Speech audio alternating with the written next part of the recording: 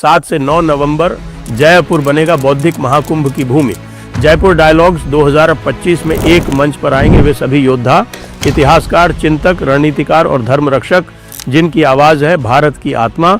Neeraj Atri, Esther Dhanraj, David Frawley, CK Raju, Meenakshi Jain और बहुत सारे आपके पसंदीदा वक्ता जिनसे आप इस कार्यक्रम में भेंट कर सकते हैं। आप भी इस अनोखे उत्सव का हिस्सा बने, रजिस्टर करें और उपस्थित रहें। और यदि आप इस आंदोलन को और शक्तिशाली बनाना चाहते हैं तो हमारे क्राउड फंड में दान दें। QR स्कैन करके आप हमें योगदान दे सकते हैं। रजिस्ट्रेशन लिंक नीचे दिया हुआ है।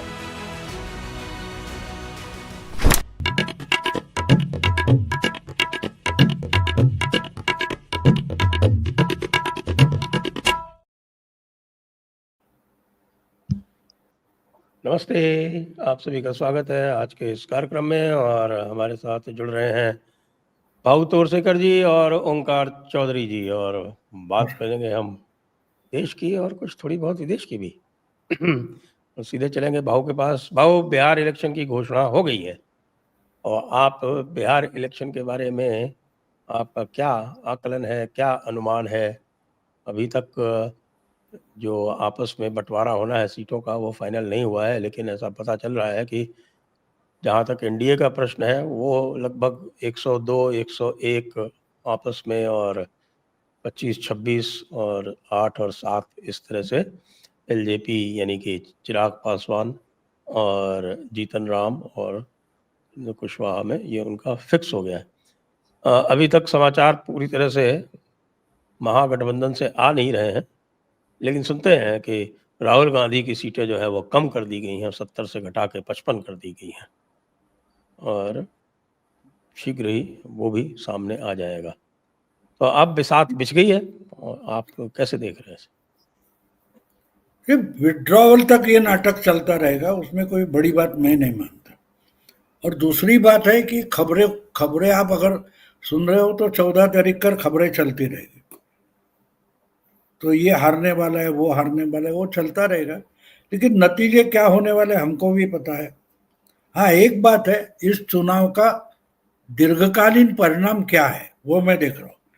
मेरे दिमाग से जो कुछ अपने बिहार की फैक्ट्री में जो ब्रह्मोस बनेगा वो बंगाल में चलेगा। तो मैं उस पर ध्यान दे रहा हूँ कि बिहार में क्या खिचड़ी पक रही है, उसमें से कौन सा मिसाइल, कौन से ड्रोन बन रहे हैं, वो आगे जाकर कहाँ गिरने वाले हैं, मैं उस पर सोच रहा हूँ। ये ठीक है, ये तो चलता रहता है, चलता रहेगा। जो 14 तारीख को जब मतगणना होगी नवंबर के, तो सब पिक्चर सामने आ जाएगी। तब देखिए, छोटे छोटे लोग बोलते रहते, कोई बात नहीं, उनको भी यही तो चांस मिलता है ना। देखो, बैंड वाले होते, ढोल वाले होते, वो तो बारात निकलेगी उस तरफ, उस टाइम तो रहेगा ना उनका। तो ये सब बैंड वाले, ढोल वाले, ताशे वाले है, तो इनको नाचने दो, उसमें ध्यान ज्यादा नहीं। दूल्हा देखो, दूल्हे की तरफ नजर रखो, दुल्हन के तरफ रखो। ये आगे नाचने वाले तो नाचेंगे और क्या करेंगे।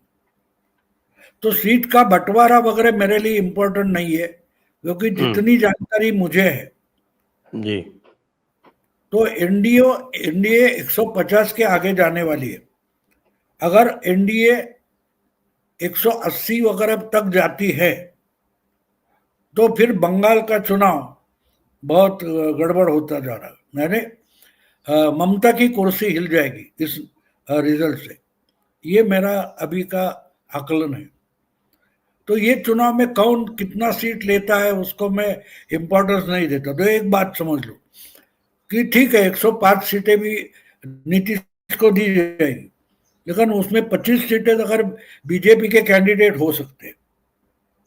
चिराग को भी 30 सीटें दी जा सकती है, लेकिन उसमें 10 कैंडिडेट बीजेपी के हो सकते हैं। हमारे यहाँ महाराष्ट्र में क्या हो गया, 8 MLA एकनाथ शिंदे के बीजेपी वाले, 6 अजीत दादा के बीजेपी के। तो वहां भी ये हो सकता है ना। नाम से क्या मतलब है, शेक्सपियर ने बोल के रखा है, नाम से क्या मतलब है, चीज क्या है वो इंपॉर्टेंट है। तो इसलिए अभी जो सीट बंटवारे की खबरें चल रही है, मुझे उसमें बिल्कुल रत्ती भर इंटरेस्ट नहीं है, क्योंकि इसकी तैयारियां अगर 3 महीने पहले से हुई है तो 243 सीटें जीतनी है, ये तय हुआ है आरएसएस में, बीजेपी में नहीं है। बीजेपी वाले जो कुछ करना है बंटवारा करे, नाटक करे, उससे आरएसएस को मतलब नहीं। आरएसएस को 243 सीटों पर जीतने का प्रोग्राम बनाकर वो 3 महीने पहले से काम में लगे। मैंने 4 दिन पहले ओमकार के प्रोग्राम में ये बोल दिया मेरी तरफ क्या खबर थी, और मैं उसी के आधार पर जो बिहार से आने वाले अलग अलग यूट्यूबर्स के वीडियो है वो बड़ी बारीकी से देख रहा हूँ, समझने की कोशिश कर रहा हूँ। इनको पता नहीं है ना, मैं वही तो बोल रहा हूँ, मैं ब्राह्मोस का नाम मजाक करके नहीं लेता। ब्राह्मोस का मतलब समझो, ब्राह्मोस का मतलब छूटेगा, बिल्कुल पिन पॉइंट लगेगा और धमाका कर देगा।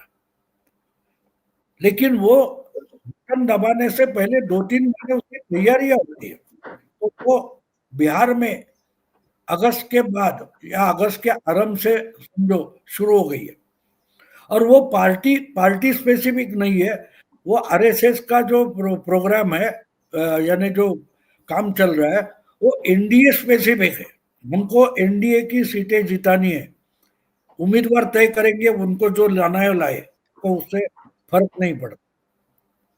अगर आरएसएस तय करता है कि एनडीए के 150 से 180 तक जितवाने, उससे फिर बीजेपी हो, जेडीयू हो, वो काम करेंगे, वो बोनस हो जाता है। जी, ओंकार जी, आपका क्या आकलन? देखिए, बात ये है कि जो बात कही जा रही, अभी भाव जो कह रहे थे कि ये शोर शराबा 14 तारीख तक चलेगा, मुझे लगता है कि 14 के बाद इनका रुदन और उरूज पर होगा और ज्यादा बढ़ेगा। फिर से वही, एक तो बिहार इलेक्शन के नतीजों को लेकर के रोना धोना, छाती पीटना शुरू होगा। वो क्या है और कि साहब वो वोट चोरी वाला मामला तो बिल्कुल चला ही नहीं, अब तो वो कहीं है ही नहीं कैंपेन में। वो तो नाम लेना बंद कर दिया ना अब तो राहुल गांधी ने भी। वो वो एक सुप्रीम कोर्ट हाइड्रो में नंगे हो गए ना, योगेंद्र यादव और प्रशांत भूषण। हाँ, अच्छा, हाइड्रोजन बम भी वो आया नहीं अभी पता नहीं कहाँ छुपा दिया है या मिला, उसकी डिलीवरी नहीं हुई। पहले मलेशिया गए थे, उसके बाद कोलंबिया और पेरू गए थे, तो ऐसा लगता है कि उसकी डिलीवरी मिली नहीं। तो वो जेब में हाथ डाल करके घूमते तो हैं, लेकिन पता नहीं, जेब खाली ही है, ऐसे ही मुट्ठी बंद करके वो घूमते रहते हैं। ये कॉन्फिडेंस की कमी भी हो सकती है, जो एक हाथ उनका जेब में रहता है। बहरहाल वो तो बॉडी लैंग्वेज जानने वाले जो विशेषज्ञ हैं वही बताएंगे। पर 14 तारीख के बाद एक्चुअल में ये शोर शराबा और बढ़ेगा, क्योंकि जो एक आकलन है और जिसका उल्लेख अभी बाहू ने भी किया है कि 150 के ऊपर सीटें जाएंगी एनडीए की, जिस तरह का वहां पर जमीन पर इस समय माहौल है, और जिस तरह से मतलब ये लोग भी, कांग्रेस देख लो, आरजेडी देख लो, आरजेडी और कांग्रेस के बीच में एक टसलबाजी चल रही है सीटों को लेकर के। अभी प्रोग्राम शुरू होने से पहले आप ही जिक्र कर रहे थे कि, और भाव ने भी कहा कि कहाँ तक ये लोग कांग्रेस को एक्चुअल में ढोएंगे, क्योंकि कांग्रेस बिहार जैसे बड़े राज्य में, उत्तर प्रदेश जैसे बड़े राज्य में, तमिलनाडु में, पश्चिम बंगाल में, यहाँ तक के उड़ीसा में, कई स्टेट्स में मुझे लगता है कि 30 साल से, 40 साल से, 50 साल से सत्ता में ही नहीं लौटी है, मुख्यमंत्री ही नहीं बना है, और वहां इनका कैडर अगर कोई था तो वो खत्म हो चुका है, लगभग संगठन खत्म हो चुका है।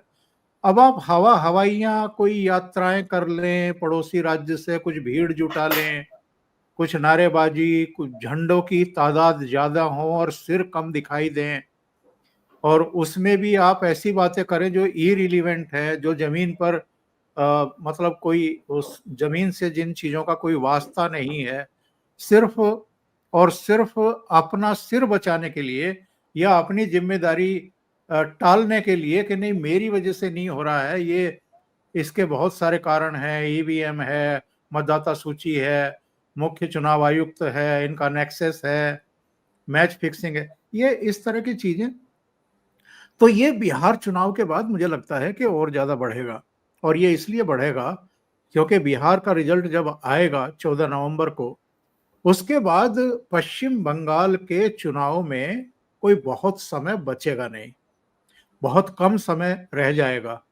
और ममता बनर्जी तो जिस तरह से शोर मचाना उन्होंने शुरू किया है, कल उनकी जो प्रेस ब्रीफिंग थी उसमें जिस तरह की लैंग्वेज का प्रयोग उन्होंने किया है, सीधे सीधे आप कॉन्स्टिट्यूशन को एक तरीके से संवैधानिक पद पर रहते हुए, मुख्यमंत्री रहते हुए आप एक तरह से थ्रेट कर रही हैं, और ये चुनाव आयोग को थ्रेट नहीं कर रही हैं जिनको एसआईआर कराना है, बल्कि ये सेंट्रल गवर्नमेंट को, और मैं कहूँगा कि जो एक संविधान जो काम करता है, जिसके तहत सरकारें बनती हैं, शपथ ग्रहण होती है और फिर वो संचालित होती है, उस पूरी प्रक्रिया को, उस पूरी व्यवस्था को आप चैलेंज कर रही हैं ये कह करके कि अगर पश्चिम बंगाल में एसआईआर हुआ तो दंगे फसाद हो जाएंगे, मैं हिंसा रोक नहीं पाऊंगी, इस तरह की बातें आप कर रही हैं, यानी एक तरह की आप धमकी देने की कोशिश कर रही हैं।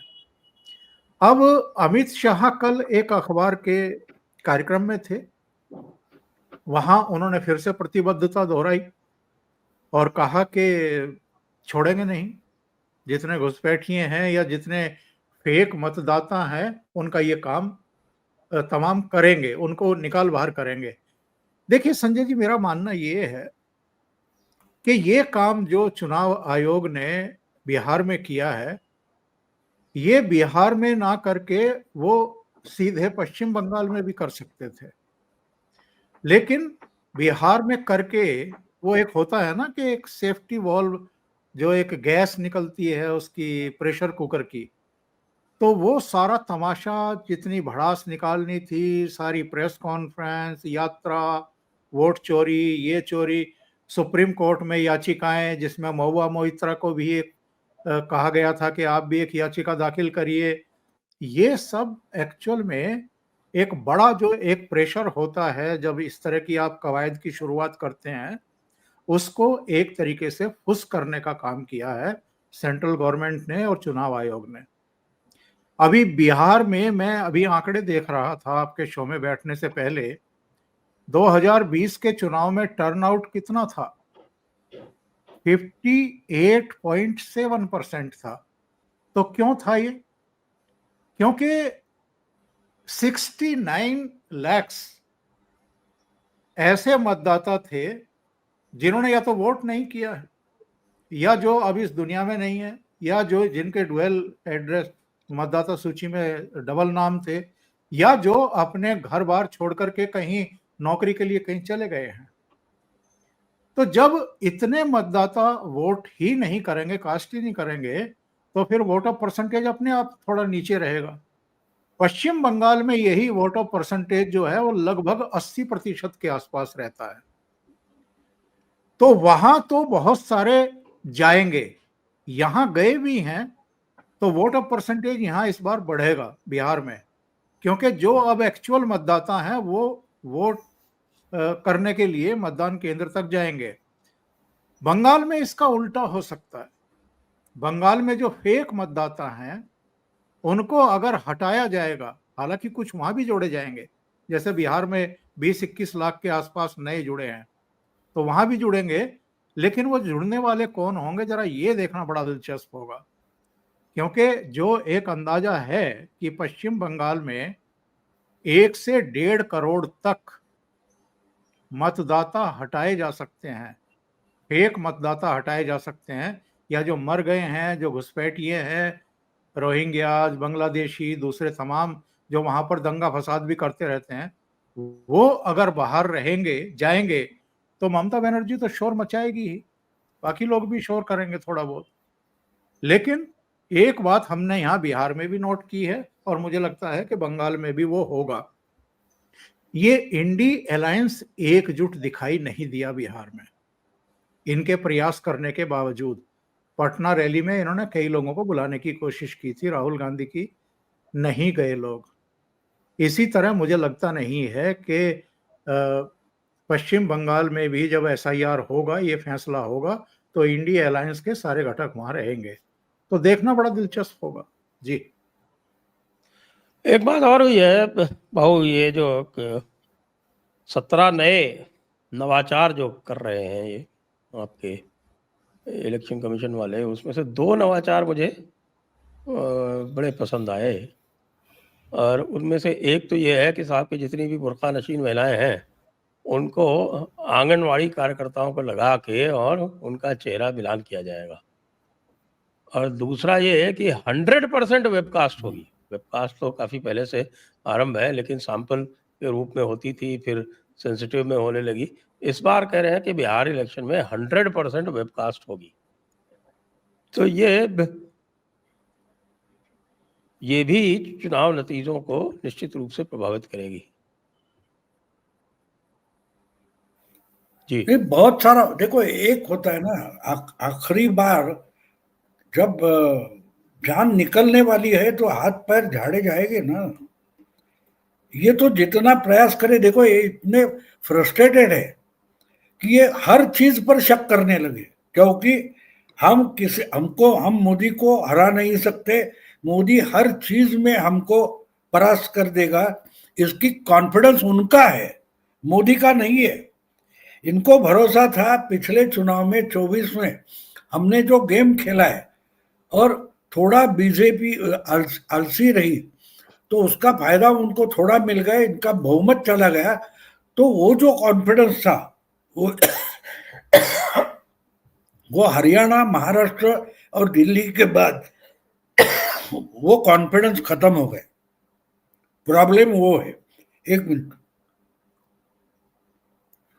तो बात ये हो गई है कि इनका कॉन्फिडेंस खत्म हो गया, इनको एक दूसरे पर भरोसा नहीं है।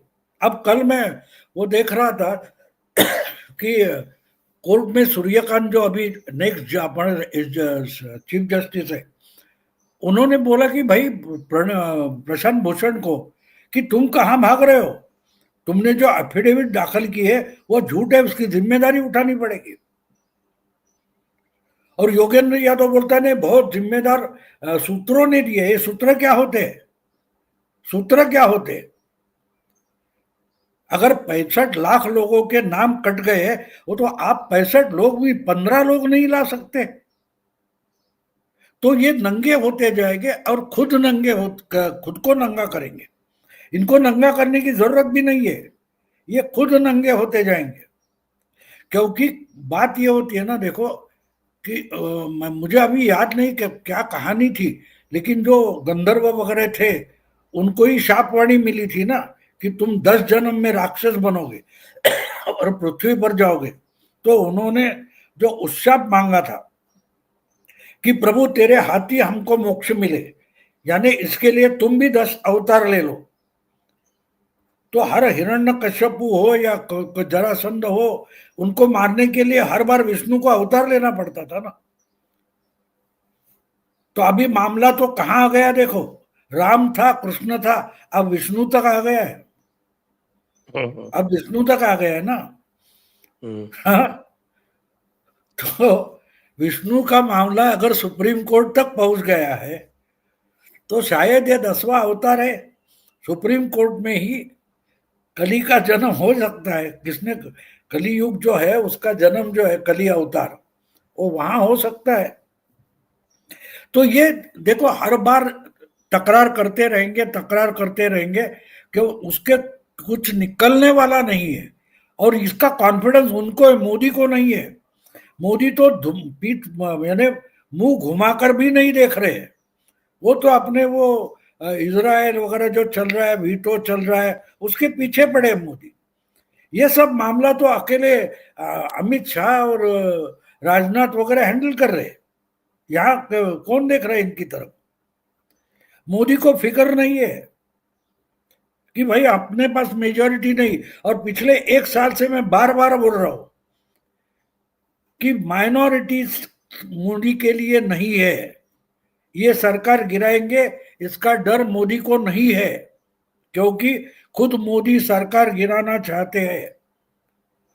अगर ये लोग समझे तो सुधर जाएंगे, लेकिन ये सुधरेंगे नहीं। देखो, एक बात होती है, झूठ और चालाकी से जब आप जीना चाहते हो तो आपका शरद पवार हो जाता है। आपके पास जो क्वालिटी है उसका भी आप इस्तेमाल नहीं कर सकते, क्योंकि आपको बार बार चालाकी करने का आपका स्वभाव, नेचर बन जाता है। मैंने हमेशा शरद पवार के बारे में एक बात कही है कि शरद पवार के पास क्वालिटी है, गुणवत्ता है, लेकिन वो चाहते मैं कॉपी करके ही मेरिट लिस्ट में आ जाऊंगा और हर बार पकड़े जाते हैं। अब ये पूरे विपक्ष की हालत बिल्कुल वैसी हुई है। उनको अपना कौशल डेवलप करने की जरूरत नहीं लगती, वो सोचते हैं कि हम चालाकी करके निकल जाएंगे। और अब आम जनता, देखो कल की परसों की बात है, एक मैंने वीडियो देखा, मेघालय में कम से कम 400-500 बांग्लादेशी घुसपैठियों को लोगों ने निकाला है और बीएसएफ को बोले इनको बाहर निकालो। लोगों ने पकड़ के हाथ पांव बांध कर लोगों बीएसएफ जो है उसके सामने लाकर खड़ा कर दिया। तो ये चीज लोग हाथ में ले रहे, तो क्या बंगाल में अलग होगा? क्यों अलग होगा? जो मेघालय में हो गया है वही बंगाल में भी होगा। ममता इसीलिए डरी है। ममता कोर्ट में क्या होगा, चुनाव आयोग क्या करेगा, उसके लिए डरी नहीं है। ममता ये सोच रही है कि मैंने जो इलीगल घुसपैठिए अंदर लिए हैं, उनको आधार दिया है, उनको और कुछ दिया है, उसको अगर उनको लोग उठाकर चुनाव आयोग के सामने, बीएसएफ सीआरपीएफ के सामने लाने लगे तो मैं क्या करूंगी? ममता जनता से डरी है, ना मोदी और अमित शाह से डरी है। हाँ, अमित शाह और वो जो है वो मशीनरी ऑयल करके रेडी रख रहे हैं, लेकिन उस मशीनरी का इस्तेमाल आम जनता करेगी, इसका डर मोदी ममता को सता रहा है। और जो हो गया तो आंकड़े तो उन्होंने बोल दिए कि 1.5 करोड़ से अगर कम वोटर काटे गए, 1.5 करोड़ से ज्यादा, तो वोटिंग परसेंटेज पर परिणाम होगा और वहां इनकी खटिया खड़ी हो जाएगी। ममता उससे डरी है और इसलिए वो ट्राई करेगी, जैसे राहुल गांधी ट्राई कर रहे हैं कि भाई मेरी गिरफ्तारी हो कम से कम तो मुझे सिंपैथी मिलेगी। तो ममता यही ट्राई कर रही है कि 356 का इस्तेमाल करो और ये लाओ, लेकिन इस वक्त ये होने वाला नहीं है। लोग देखो, एक एक पायदान होता है, 3 से 77 तक बीजेपी आ गई थी, 77 से 150-200 क्रॉस करना मुश्किल नहीं है, और ये ममता भी समझ रही है। ममता भी इसी ढंग से 2011 में पहला चुनाव जीती, लेकिन 2001 और 2006 में ममता ने कौन सी पायदान क्रॉस की थी, वो रिजल्ट के आंकड़े देखो, आपको पता चलेगा। तो उस क्या बोलते हैं उसको, लेवल पर बीजेपी आ गई है कि वो बीजेपी अगर ढंग से फेयर इलेक्शन हो गया तो जीत सकती है, ये ममता ने जान लिया है। तो ओंकार जी, जो आपने अभी इंगित किया था, या जो अभी भाऊ ने इंगित किया कि एसआईआर की जो बहस थी उसमें बुरी तरह से ये पूरी की पूरी लॉबी जो है वो एक्सपोज हो गई, और पिछली बहस में तो काफ़ी नाराज़गी भी दिखाई कि साहब क्या आप जो है हमारे सामने फर्जी एफिडेविट दे रहे हैं, आप सच्चे लोग जो हैं वो 20 वो भी पकड़ के नहीं ला पाए। अब बंगाल जो है वहाँ पे मैं बात कर रहा था देवदत्त माझी जी से, तो देवदत्त माझी कहते हैं कि देखिए, अगर ये जो डुप्लीकेट है और जो डेड है इनका नाम भी हट जाए तो भी तृणमूल का खेल खराब हो जाएगा, क्योंकि जितने भी मरे हुए होते हैं और जितने भी ये डुप्लीकेट होते हैं, ये टीएमसी का जो सिस्टम इस तरह का है कि इनके सबके वोट डालवा देते हैं। इसीलिए ये विरोध कर रहे हैं, ये भी नहीं चाहते कि साहब कि ये जो डेड लोग हैं, जो मरे हुए हैं और जो डुप्लीकेट हैं, इनके भी नाम हटाए जाएँ। इमिग्रेंट की बात तो फिर उसके बाद आती है। जी। देखिए, बात ये है ना कि संजय जी, इनको शायद गलतफहमी रही है। जस्टिस दीपक मिश्रा जब चीफ जस्टिस हुआ करते थे, उस समय अलग-अलग लोगों से, संस्थाओं से करीब 9-10 पीआईएल दाखिल कराई गई थी। क्योंकि जो जमीन पर बैटल हो रही है इस समय, उसमें तो ये जीत नहीं पा रहे हैं। मोदी जी से या बीजेपी से नहीं जीत पा रहे हैं। इनको लगता था कि कोई एक मुद्दा तो हो, कोई एक पूंछ तो हाथ में आ जाए, जिसको पकड़ करके हम प्रोपेगेंडा करें नेशनली, इंटरनेशनली, कि साहब ये गलत हो रहा है, ये गलत हो रहा है। उस समय आधार को भी लेकर के और तमाम चीजों को लेकर के इन्होंने पीआईएल दाखिल कराई थी, और वो एक-एक करके सारी खारिज हुई थी। 4 जजों ने पहली बार जुडिशरी के इतिहास में, सुप्रीम कोर्ट के 4 जजों ने बैठ करके प्रेस कॉन्फ्रेंस की थी। और वो क्यों की थी, किसने कराई थी, कौन सी ताकतें थी, वो किसी से अब दबा छिपा नहीं है। ये वही ताकतें थी जो बाद में महाभियोग लेकर के भी आई थी, जो वेंकैया नायडू, चूंकि उस समय चेयर पर थे राज्यसभा में, तो उन्होंने उसको खारिज कर दिया था, तो वो चीज आगे बढ़ नहीं पाई। तो इन्होंने, चूंकि बहुत लंबे समय से, और ये तो हम भी अपनी डिस्कशन में कई बार अपना फ्रस्ट्रेशन निकालते हैं कि भाई हमारी जुडिशियरी आखिर कर क्या रही है, किस तरह की हरकतें हो रही हैं वहां पर। प्रधानमंत्री नरेंद्र मोदी ने शायद एक बार कहीं कहा था, दोबारा रिपीट भी नहीं किया उस चीज को। उन्होंने कहा था कि जो हमारे एक्चुअल में मूल कार्यक्रम हैं, जिस रास्ते पर हम चलना चाहते हैं, बढ़ना चाहते हैं, जैसे भ्रष्टाचार को खत्म करना, जैसे आतंकवाद, अलगाववाद, नक्सलवाद, और जितनी भी तरह की इंसर्जेंसी और ये सब है, इसको मिनिमाइज कर देना या खत्म कर देना। जुडिशरी कई बार उसमें अड़ंगेबाजी कर रही है। जो अर्बन नक्सल से उनको राहत देना, माओवादियों को राहत देना, टिप्पणियां करना, इस तरह की आपत्तिजनक टिप्पणियां कर देना। लेकिन इधर हम कुछ देख रहे हैं कि हल्का सा बैलेंस तो जुडिशरी के भीतर देखने को मिल रहा है। और जो ये कांड हुआ है राकेश किशोर वाला, उसके बाद तो मुझे लगता है कि जुडिशरी को बहुत गंभीरता से आत्ममंथन करने की जरूरत है। जो कभी नहीं हुआ वो हुआ है, और वो भी सुप्रीम कोर्ट के चीफ जस्टिस के कोर्ट रूम में हुआ है। वो कह सकते हैं कि मैं इसे गंभीरता से नहीं ले रहा हूं, आगे बढ़ो, लेकिन पूरे देश ने इसको बहुत गंभीरता से लिया है, और ये जुडिशरी को गंभीरता से लेना चाहिए। जो एसआईआर पर अभी जस्टिस सूर्यकांत की बेंच ने टिप्पणी की है, और जिस तरीके से प्रशांत भूषण को, योगेंद्र यादव को फटकार लगा करके छोड़ा है, एक तरीके से मैं कहूंगा।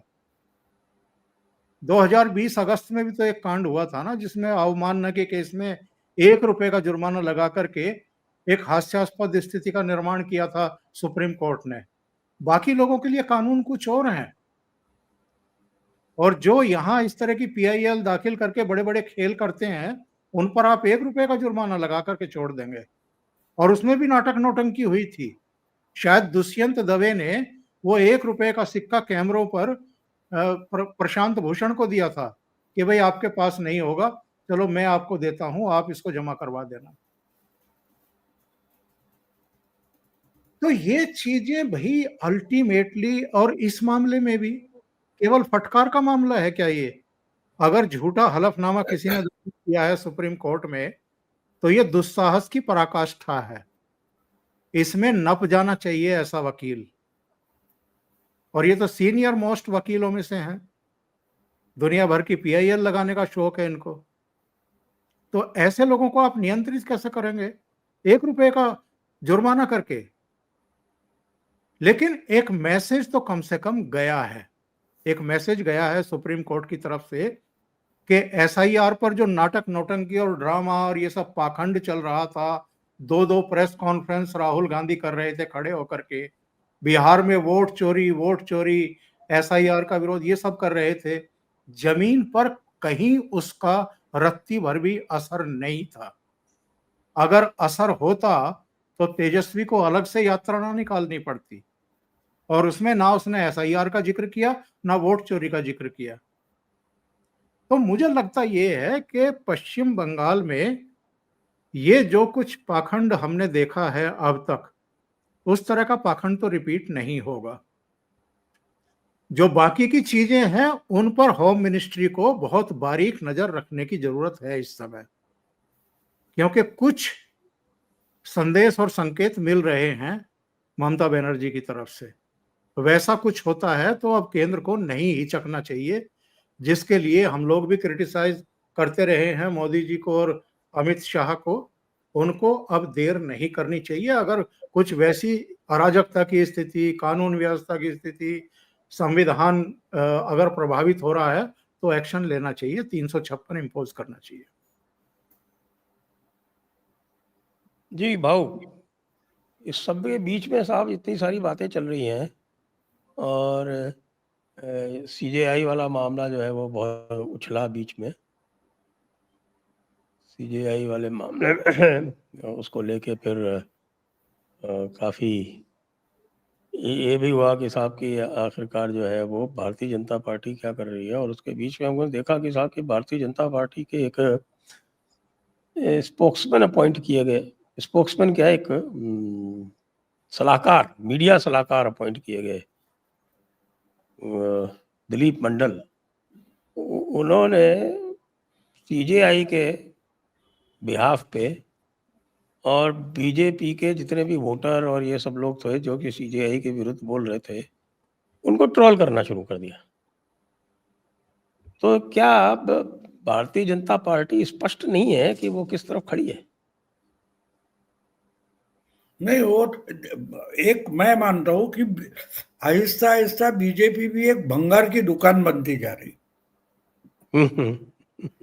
तो भंगार की दुकान क्या होता है? वो कबाड़ वाला आता है, रास्ते पर गली कुचे में मोहल्ले में घूमता है, आपके घर में पुराने बर्तन है या डिब्बे है या सोफा है या कोई अलमारी है वगैरह वगैरह, कचरे के भाव से खरीद लेता है और अपने गोडाउन में डाल के रखता है। हाँ, अगर आप खरीदने के लिए जाओ तो लोग ऊपर भाव बढ़ा के देता है। तो ऐसा बहुत सारा कबाड़ है जो वो लाके रखो, स्टोर रूम में पड़ा रहता है ना, तो बाहर कोई उठा के कहीं ले जाए, उसका इस्तेमाल हो, उससे अच्छा है कि अपने कबाड़ खाने में रख दो। तो महाराष्ट्र में भी बहुत ऐसा कबाड़ बीजेपी ने इकट्ठा करके रखा है। बहुत सारे चैनल मैनल में काम करने वाले खाली हो गए, चलो आ जाओ यहाँ मीडिया हो, क्या तो मीडिया सेल में काम करो। और मीडिया सेल में आपको अजीब लगेगा, अकेले महाराष्ट्र बीजेपी में कम से कम 40 प्रवक्ता है, वो क्या करते हैं मुझे पता नहीं। तो ये एक तरीके से पॉलिटिकल पार्टी के लिए ये सब कबाड़ खाना के चीजें बन गई। तो मैं, हाँ, लेकिन मैं उस पर बोलना चाहता हूँ कि वोट चोरी का जो मामला है, राहुल गांधी ने जो वोट चोरी और वोट अधिकार यात्रा वगैरह निकाली, उससे तेजस्वी की लंका जला डाली है।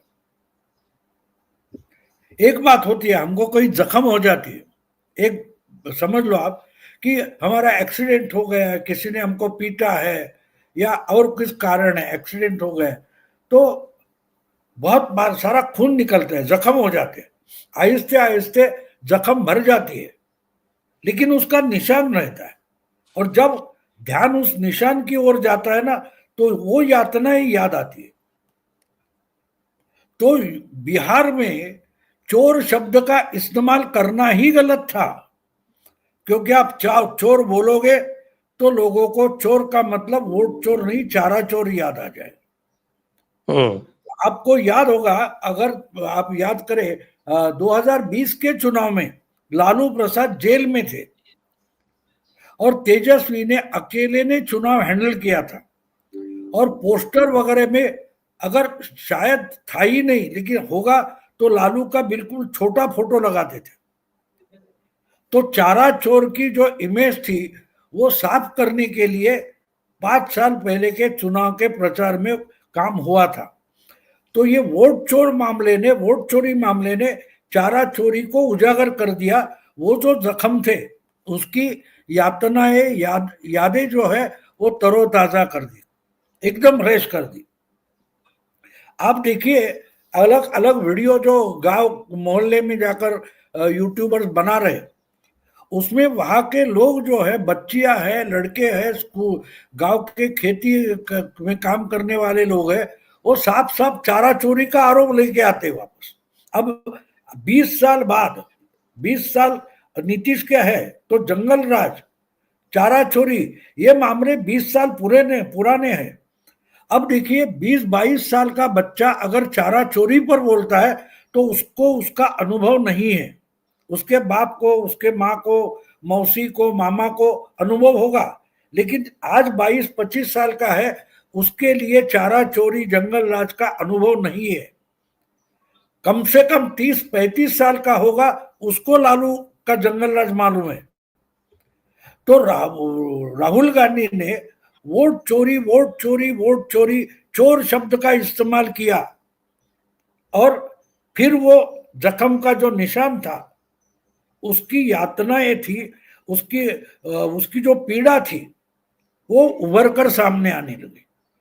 तो लोग, बच्चे जो है वो पूछेंगे किसी को घर में कि ये लालू का राज कैसा था, हमने तो नहीं देखा 20 साल नीतीश है।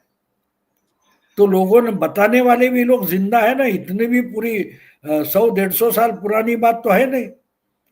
तो एक तरीके से राहुल ने तेजस्वी को डुबा दिया है, और इसलिए जो ओमकार जी बोल रहे हैं कि इसलिए वो यात्रा खत्म होने के बाद तेजस्वी को अलग से ही यात्रा निकालनी पड़ी जिसमें चोर शब्द का इस्तेमाल नहीं है। चोर शब्द जो है बिहार में वो सीधा लालू को जाके टपकता है। बहुत सारे लोगों को रिएक्शन मैंने देखे, हाँ हाँ हाँ हाँ, हर घर में ये तो नौकरी दे देंगे, लेकिन नौकरी के बदले जो बची कुची जमीन है वो भी उल्टी कब्जा कर लेंगे। ये रिएक्शन है, देखो वो कॉमन मैन कैसे थिंकिंग करता है उसका ये सबूत है। बोलते हाँ बिल्कुल, क्यों नहीं देंगे, हर एक को नौकरी देंगे, लेकिन नौकरी के बदले उसके बाप की, माँ की विरासत की जो जमीन है वो अपने नाम पर कर लेंगे। तो जो जिस ढंग से ये नया वोटर रिएक्ट हो रहा है उसमें घी या तेल डालने का काम राहुल गांधी ने कर दिया चोर शब्द के इस्तेमाल से। वो भले बोले वोट चोर, लेकिन लोगों ने सुना चारा चोर। तो ये छोटी सी गलती है, लेकिन इसका बहुत बड़ा भारी परिणाम आशुतोष वगैरह पुण्य प्रसून हमको 14 तारीख के बाद बताएंगे कि नहीं वोट चोरी बोलना उस समय गलत था। बीजेपी ने उसका कैपिटल कर लिया। ये कौन बोलेगा? ये सब सत्य हिंदी वाले बोलेंगे कि वोट चोरी पर चोर शब्द इस्तेमाल करना गलत था, उससे चारा चोरी की यादें उजागर हो गई। ऐसा एनालिसिस 14 नवंबर के बाद सुनो आप।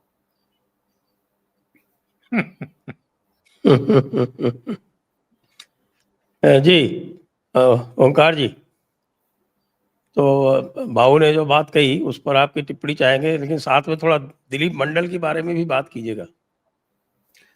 देखिए, भाऊ की बात पर तो क्या टिप्पणी की जाए, पर मैं भाऊ से इसलिए भी इंस्पायर होता हूं कि जिन चैनलों को देखने की मैं हिम्मत नहीं करता, भाऊ वो चैनल भी देख लेते हैं।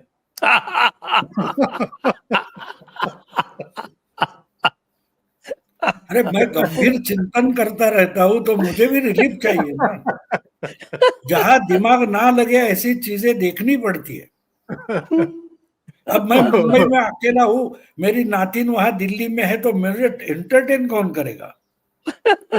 तो पुण्य प्रसून है, वानखेड़े है, सत्या हिंदी है, ये मेरे लिए बच्चे हैं ना, जिनके साथ मैं बुढ़ा बनकर खेल सकता हूँ। और देखो इनकी पिटाई कब से हो रही है, सारे चैनलों की, सारे लफंडरों की, और इतने बेशर्म हैं ये। खैर, जिसके लिए ये बैटिंग करते हैं वो भी कम बेशर्म नहीं है भाई। 90 से ज्यादा विधानसभा चुनाव हार करके, 3 लोकसभा चुनाव हार करके, फिर भी आप कितने कॉन्फिडेंस के साथ मीडिया के सामने आकर के बातें करते हैं, और सदन में भी किस एरोगेंस बॉडी लैंग्वेज के साथ आप बिहेव करते हैं। लेकिन वो है कहाँ साहब? ये भी एक खोज का विषय है। हो सकता है किसी तीसरे देश की यात्रा पर निकल गए हों, क्योंकि इधर मीडिया में तो नहीं आ रहे, ट्वीट वगैरह तो भी नहीं शायद आ रहे। बिलावल के साथ कहीं गायब हो गए। बिलावल भुट्टो के साथ। आजकल बिलावल भी नहीं दिखाई दे रहा है। क्योंकि लोगों को लग रहा है बिहार का चुनाव है साहब, के ऐसे में सबसे बड़ा नेता कांग्रेस का गायब है, तो वो क्या उसने सारी जो अपनी अधिकार जो है वो दूसरों को दे दिए हैं, ऐसा कुछ किया है क्या? कुछ समझ में नहीं आ रहा। अधिकार नहीं संजय जी, देखिए आप सिरे से अगर देखें तो कितनी टूल किट अब तक औंधे मुंह गिर चुकी हैं। हिंडनबर्ग, पेगासस, बीबीसी की वो 2 डॉक्यूमेंट्री, कौन कौन से, और शुरुआत तो वहां से हुई थी, असहिष्णुता से, इनटॉलरेंस। वो पूरा एक गैंग था अवार्ड वापसी वाला, उसमें फिल्म वाले भी जुड़ गए थे, कुछ और इनके जो जिनको उपकृत किया था वो भी लाइन लगा करके अपने अवार्ड वापस कर रहे थे। उनमें से कुछ तो अब ऊपर जा चुके, एक बड़े अरे ये नामचीन शायर। अवार्ड अवार्ड वापसी तो भूले बिसरे गीत हो गए। तो ये जो है, ये एक्चुअल में एक के बाद एक इतने मुंह की खाई है इन लोगों ने, लेकिन फिर ये कहीं कोई ऐसी प्रेरणा तो है साहब जहां से इनको ताकत मिलती है, और उस ताकत के बल पर ये फिर सामने आते हैं, और फिर पूरा इकोसिस्टम इनको कंधों पर रख करके नाचना शुरू कर देता है। आजकल एक और नोट किया होगा भाऊ आपने भी और संजय जी आपने भी, सोशल मीडिया पर एक राहुल गांधी की तस्वीर लगाई जाती है, पीछे 2 राष्ट्रीय ध्वज लगाए जाते हैं, और आगे एक बड़ी लंबी चौड़ी सी प्लेट लगाई जाती है, प्राइम मिनिस्टर राहुल गांधी। तो ये अभियान चल रहा है, जगह जगह लिखा जाता है next prime minister Rahul Gandhi. तो हो सकता है वो स्पेलिंग मिस्टेक है, सी के जगह पी पड़ा है।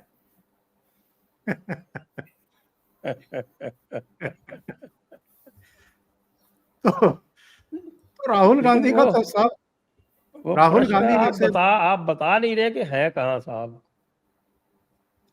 अब कांग्रेस के सूत्रों से बात करनी पड़ेगी साहब। मैं चूंकि कांग्रेस कवर करता रहा तो इसलिए मुझे पता तो लग जाएगा कि हैं कहाँ। तो मैंने अभी खंगाले नहीं, आपने याद दिलाया है तो मैं देखूंगा। लेकिन जहां तक मत दिलीप करो मंडल का प्रश्न है, ओमकार जी कांग्रेस के सूत्रों से कांटेक्ट मत करो, गाली देंगे आपको। यार पनौती बाहर गई है तो क्यों बुला रहे हो, गाली देंगे आपको। नहीं, कुछ पनौती तो यहाँ भी बैठी ही रहती है, परमानेंट बैठी रहती है, और उन्हीं से वो प्रेरणा भी लेते हैं। आजकल सारे वामपंथियों से ही तो घिरे हुए हैं, और इन्होंने अपना खुद का बेड़ा गर्क किया है। एक जमाने में बहुत सारे हिंदी बेल्ट के अलग अलग राज्यों में भी कम्युनिस्टों के प्रत्याशी जीत करके आते थे। ये स्ट्रेंथ इनकी सदन में 40, 42, 44, 50 तक हमने देखी है।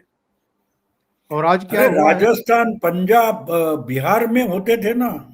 हाँ हाँ, हरियाणा में भी एक आध सीट है, और यहाँ उत्तर प्रदेश में भी सीटें थी इनकी। तो कई राज्य इन्होंने अपना खुद का बेड़ा गर्क किया।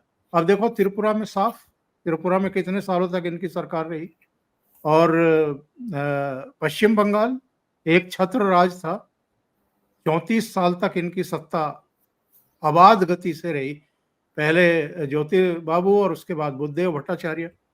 तो खत्म, किस्सा ही खत्म हो रहा है, और अब उनको अपना सलाहकार बनाए हुए हैं राहुल गांधी। वही वैसे ही स्लोगन जैसे ये आमतौर पर डपली गैंग जो है जिस तरह के नारेबाजी करता है। अभी बिहार में मैं देख रहा था, मुझे आश्चर्य हुआ, वो कन्हैया जो है एक डपली लेकर के अपने कुछ बाकी लोगों के साथ जो है डपली बजाते हुए आगे बढ़ रहे हैं। तो अब कांग्रेसियों के हाथ में, चूंकि अब तो वो कांग्रेस में है तो कांग्रेसी कहेंगे, तो कांग्रेसियों के हाथों में कम से कम डपली तो आ गई है। तो अब इसके आगे क्या करेंगे? वो हमें याद है जब हम छोटे थे तो गलियों में सुबह के समय वो जागरण करने वाली एक डपली वाली और मंजीरे वाली एक वो आती थी, भजन गाते हुए निकल जाते थे वो लोग। ये तो खैर भजन नहीं गाते, ये तो नारे लगाते हैं और नारे भी बड़े आपत्तिजनक हैं, पर उसी अंदाज में ये लोग ये करते करते कहाँ पहुंच गए और ये कांग्रेस को भी वहीं डुबोएंगे। बहरहाल दिलीप मंडल की आप बात कर रहे थे, दिलीप मंडल की देखिए जब नियुक्ति हुई थी किसी पोजीशन में, तो उस समय भी हम लोगों ने ये बात की थी। उस समय भी हम लोगों के ये ऐतराज थे कि जो आपकी विचारधारा का नहीं है और जो घोषित रूप से एक्चुअल में आरएसएस हो, बीजेपी हो, इनकी लीडरशिप हो, उसके लत्ते कपड़े उतारता रहा है, ऐसे आदमी को आप व्यवस्था के भीतर क्यों बैठने की जगह दे रहे हैं? क्यों आप उसको एक लग्जरी लाइफ जीने की का अवसर दे रहे हैं? केवल मेरे साथ तो नहीं, पर मेरे से पहले ये अमर उजाला में थे, नेशनल ब्यूरो में। मैं बाद में चंडीगढ़ से जब यहाँ शिफ्ट हुआ तो तब दिलीप मंडल जा चुके थे, लेकिन उस समय ये अमर उजाला के नेशनल ब्यूरो में हुआ करते थे। फिर बाद में ये इंडिया टुडे हिंदी के भी संपादक बने, क्योंकि मुझे पता लगा कि अरुण पुरी चाहते थे कि साहब किसी दलित को ढूंढा जाए, क्योंकि ये बड़े सवाल उठते हैं कई बार नेशनल लेवल पर, इंटरनेशनल लेवल पर, कि साहब हिंदुस्तान में अलग अलग मीडिया हाउसेज में कितने संपादक दलित वर्ग से हैं। तो एक दलित जो है वो ढूंढा गया। अब मुझे नहीं पता कि वो इनकी काबिलियत देख करके इनको संपादक बनाया गया था हिंदी इंडिया टुडे का, या दलित समझ करके बनाया गया था, लेकिन उनकी विचारधारा क्या है, वो किस तरह के ख्यालात रखते हैं, किस तरह के कैंपेन चलाते रहे हैं, सबको पता था। और जब भी इस तरह के अवसर आते हैं, इस तरह के लोग एक्चुअल में जो असलियत होती है उसको उजागर कर देते हैं, और वही हुआ है। इस बार जिस तरीके से उन्होंने आक्रमण करना शुरू किया इस पूरे प्रकरण को लेकर के, जो लोग सीजीआई पर सवाल खड़े कर रहे थे, और कोई बेवजह सीजीआई पर सवाल नहीं खड़े किए जा रहे हैं। देखिए, चीफ जस्टिस ऑफ इंडिया की कुर्सी पर आप बैठे हुए हैं। जब आपने शपथ ली थी तब भी आपने एक ऐसा बयान दिया था जिसको लेकर के बहुत सारे लोगों की भ्रुकुटियां तनी थी। आप अपने को दलित बता रहे थे, फिर आपने कहा कि मैं बौद्ध हूं, पहला दलित चीफ जस्टिस ऑफ इंडिया बन रहा है, फिर कहा कि बौद्ध बन रहा है। जुडिशियरी में एक्चुअल में जब आप बैठते हैं किसी जिम्मेदार पद पर, तो ये कास्ट वगैरह से ऊपर उठ करके आपको ये टिप्पणियां करनी चाहिए। और वैसे तो मार्कंडे काटजू का एक बयान आ गया है जिसमें उन्होंने कहा है कि भाई आप बयानबाजी मत करो, आप फैसले दो, आप अपना काम करो। काम तो आप जो कर रहे हैं वो सबके सामने है। दशकों तक कई बार मामले आगे खींचते रहते हैं और उनकी सुनवाई होती रहती है, तारीख पर तारीख लगती रहती है, और आप मौखिक टिप्पणियां ज्यादा करते हैं, और उनमें कई बार ऐसी टिप्पणियां भी होते हैं जिन पर सवाल खड़े होते हैं। लोग आपकी जो एक पक्षपातपूर्ण, एक तटस्थ, एक स्वतंत्र, एक माइंड सेट के साथ न्याय होना चाहिए, उस पर सवाल खड़े करते हैं कि आप कर क्या रहे हैं। तो चीफ जस्टिस ने जिस तरीके से विष्णु भगवान की प्रतिमा के बारे में टिप्पणी की थी वो बेहद आपत्तिजनक है। आप वो टिप्पणी ना भाई, आपको याचिका नहीं सुननी थी, आप ना सुनते, खारिज कर देते, लेकिन आप मजाक बनाएं किसी का, वो तो बिल्कुल भी एक्सेप्टेबल नहीं है। जी भाऊ, आप कुछ कहेंगे? हाँ, देख मार्कंडेय काटजू जो है वो भी ऐसी ही बयानबाजी बकैती करते रहते हैं ना। आपको याद होगा इनके खिलाफ भी शायद सुप्रीम कोर्ट में ही कंटेम्प्ट हुआ था और उनको अपना बयान पीछे लेना पड़ा था। तो हाँ, आज अगर वो जो रिटायर होने बकैती के बाद। करने वाला ही खुद ऐसा बयान देता है हाँ हाँ। तो ये सब एक एक ही क्या बोलते हैं माला के मणि है, मैं मानता हूँ। इनको जितनी अकल नहीं है उससे भी ज्यादा अकल दिखाने की जब कोशिश करता है इंसान तो उसका ऐसी राहुल गांधी या ट्रम्प जैसे हालत बन जाती है, उससे ज्यादा कुछ नहीं है। हाँ, एक बात है कि जो देखो आपको इतनी अपॉर्चुनिटी मिलने के बाद भी अगर आप खुद को दलित हूं ये हूं बोलते हो ना तो मतलब आप में गड़बड़ है, आप में गड़बड़ है। देखो जिसको सबसे बड़ा एक आइकॉन माना जाता है भारत के दलितों का, वो डॉक्टर बाबा साहेब अम्बेडकर ने कितनी बार खुद को दलित दलित करके सिंपैथी जनरेट करने की कोशिश की है। वो उस जमाने के है, उस जमाने के है ना।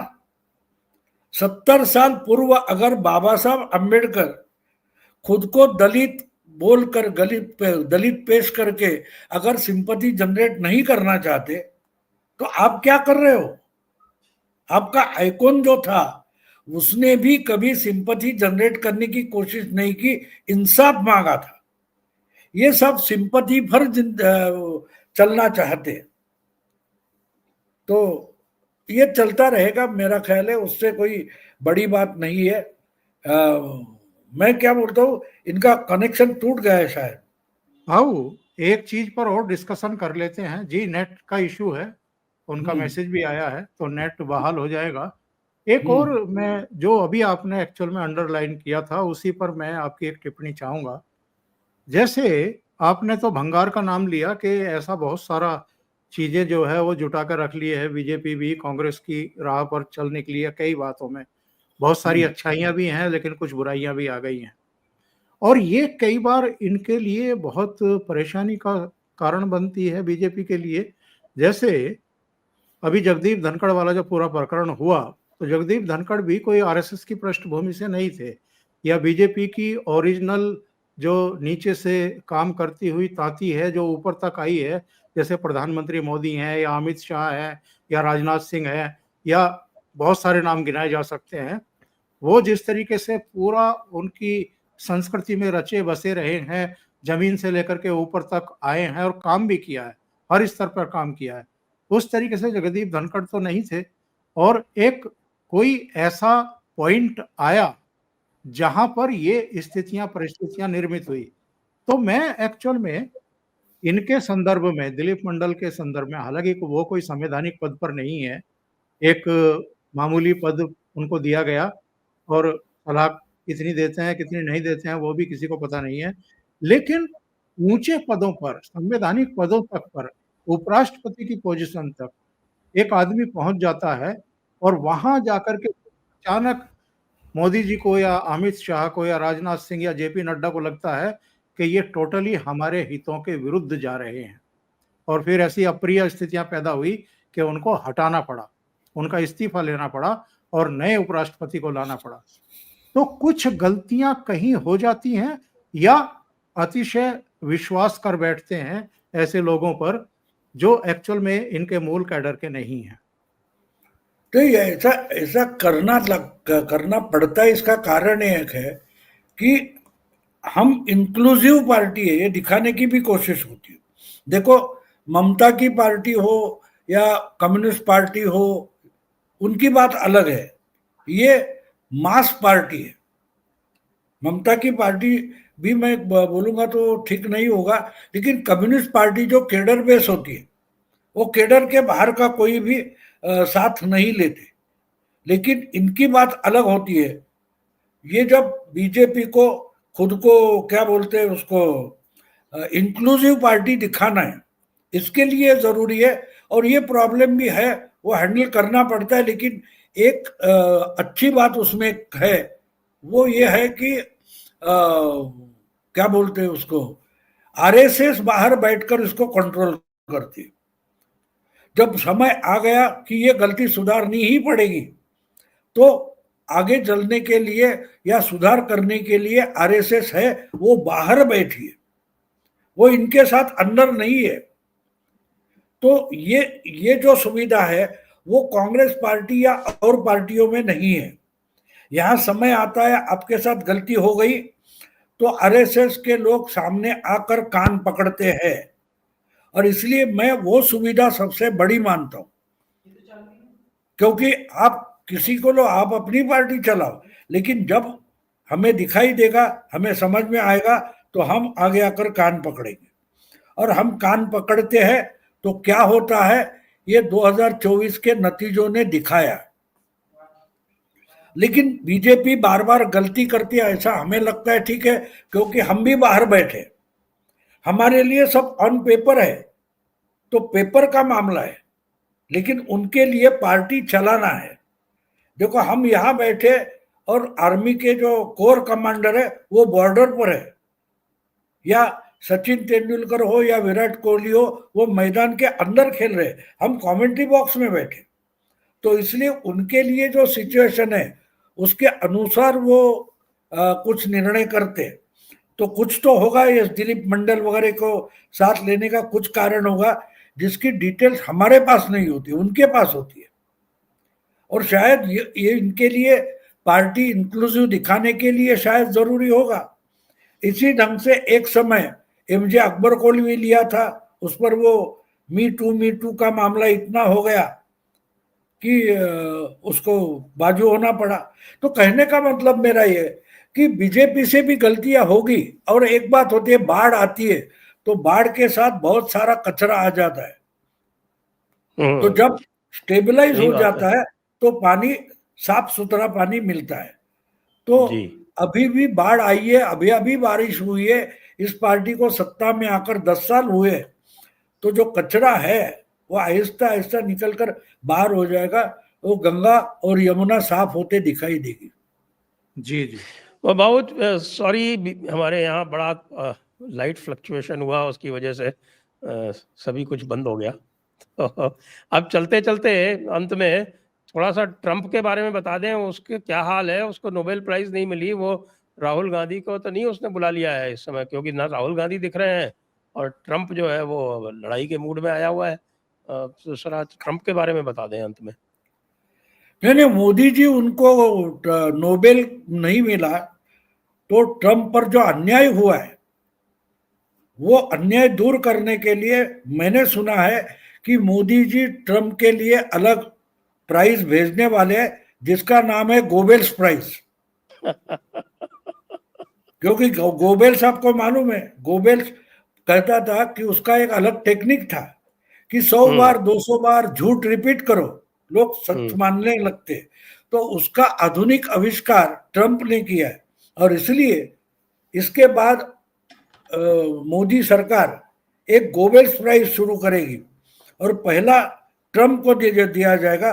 शायद मुझे अभी सूत्रों ने बताया है कि गोबेल्स प्राइज मोहसिन नकवी के हाथों भेज दिया है पाकिस्तान, वाया पाकिस्तान, क्योंकि आजकल पाकिस्तान और ट्रंप इतने नजदीक है, तो हम तो डायरेक्ट जयशंकर को नहीं भेज सकते। तो मोदी सरकार ने ट्रंप मोहसिन नकवी के हाथों गोबेल्स प्राइज ट्रंप को भेज दिया है। वो कराची से एक नौका में बैठ करके निकला। ट्रंप उसको एंजॉय कर रहा होगा, तो डंगी में बैठ कर जाएंगे। तो आइए आज की चर्चा को अब यहीं पर विराम देते हैं। सभी दर्शकों को बहुत बहुत धन्यवाद, और भाऊ को और ओंकार जी को भी बहुत बहुत धन्यवाद। जय हिंद, जय भारत, वंदे मातरम। वंदे मातरम।